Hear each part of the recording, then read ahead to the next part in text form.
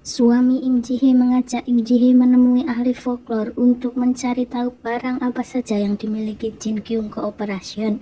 Melalui foto, ahli folklor itu mengatakan ada 3 benda untuk mengusir roh jahat dan kebanyakan yang lainnya adalah berfungsi sebaliknya.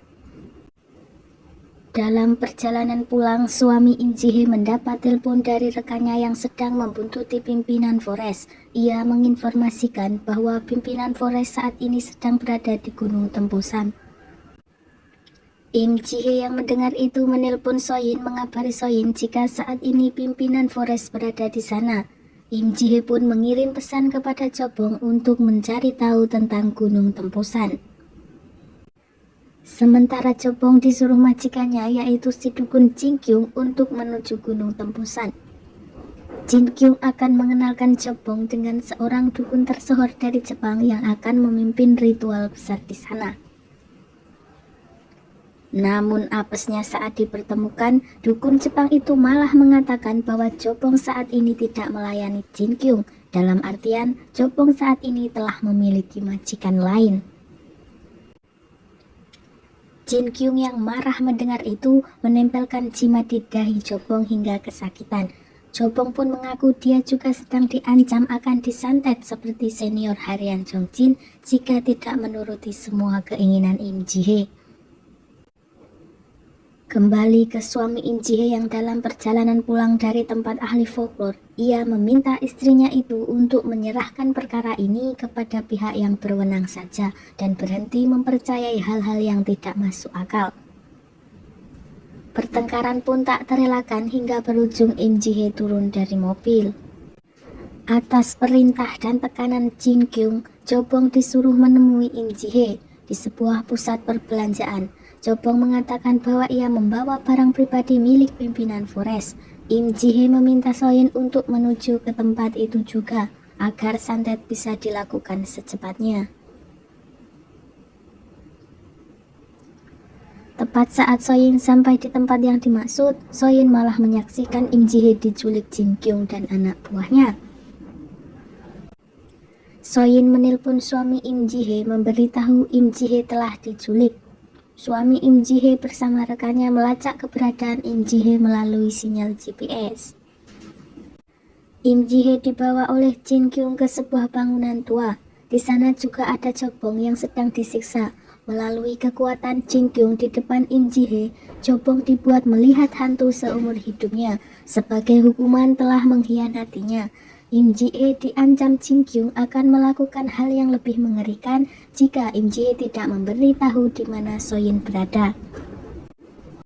Rupanya Jin Kyung telah menyadari bahwa Soyin adalah anak dari dukun yang dahulu dibunuh di kampung halaman pemimpin Forest. Tidak lama HP Im Ji-hye berdering dan Jin Kyung mengangkatnya. Tanpa banyak cincong dari seberang, Soyin langsung mengajaknya bertemu di stasiun kereta dengan jaminan Jin Kyung tidak menyentuh Im Ji-hye. Soyin mengatakan bahwa ia masih ingat betul kepadanya, orang yang dahulu turut membunuh ibunya. Dengan entengnya si Jin Kyung menjawab meminta maaf karena pembunuhan yang dilakukan kepada ibunya hanya sia-sia. Tepatnya salah sasaran karena seharusnya yang ia bunuh adalah Soyin. Sementara polisi sempat kehilangan sinyal GPS Im Ji-hye, sampai di mana mobil anak buah Jin Kyung yang menculik Im Ji-hye mengalami kecelakaan. Karena Chobong yang turut di bawah satu mobil dengan Im Ji-hye menggigit kuping salah satu anak buah Jin Kyung. Tepat saat salah satu anak buah Jin Kyung sadar dari pingsan dan akan mengeksekusi dengan memukul kepala Im Ji-hye, tepat saat itu juga suami Im Ji-hye sampai dan menembak kaki orang itu. Kita beralih kepada Soyin yang sudah bertemu dengan Jin Kyung dan 3 anak buahnya. Soyin meminta Jin Kyung untuk menangkapnya. Mereka berempat terus mengejar Soyin sampai ke dalam kereta. Hingga sampai di salah satu gerbong, Soyin sengaja menutup pintunya dan ia berhasil menggenggam tangan Jin Kyung. Soyin sambil tersenyum melakukan prosedur penyantetan, di mana si dukun menyebalkan ini tubuhnya dibuat seperti ayam geprek yang tulangnya dibelintir-bintir. Dan yang perlu Anda ketahui, Soin bisa melakukan penyantetan melalui dua perantara, melalui barang dan juga menyalurkan secara langsung. Pemimpin Forest yang panik karena mendapat kabar kematian dukun kepercayaannya si Jin Kyung menyuruh Lewan, CEO junior dari perusahaan Forest, untuk memastikan malam go to public perusahaan yang akan dilakukan 2 hari lagi berjalan lancar dan mengantisipasi Forest tidak terhubung sama sekali dengan kematian dukun Jin Kyung. Soin yang mengetahui pemimpin Forest berada di Gunung Temposan, malam itu juga ia pergi ke sana, tanpa dia tahu bahwa di gunung itu pemimpin Forest dijaga oleh ritual yang bisa memblokade kekuatan Soin. Soin berhasil menggenggam tangan pimpinan Forest, tapi kekuatan santetnya tidak berfungsi. Pemimpin Forest yang mengetahuinya menertawakannya dan membiarkan Soin pergi begitu saja. Im Ji-hye yang menebak Soin ke Temposan menyusulnya ke gunung itu. Dan benar saja, saat subuh Soin sedang menuruni gunung. Sambil menangis, Soin menceritakan apa yang terjadi di atas sana. Keesokan harinya, atas petunjuk seorang kolektor yang mengaku pernah diculik pihak Forest, polisi berhasil mendapatkan CCTV yang merekam penculikan yang dilakukan CEO Junior Forest. Setelah ditangkap, ia mengakui semua penculikan itu dilakukan secara pribadi tanpa melibatkan pimpinan Forest dan juga perusahaan. Lagi-lagi polisi tak bisa membuktikan kejahatan perusahaan Forest.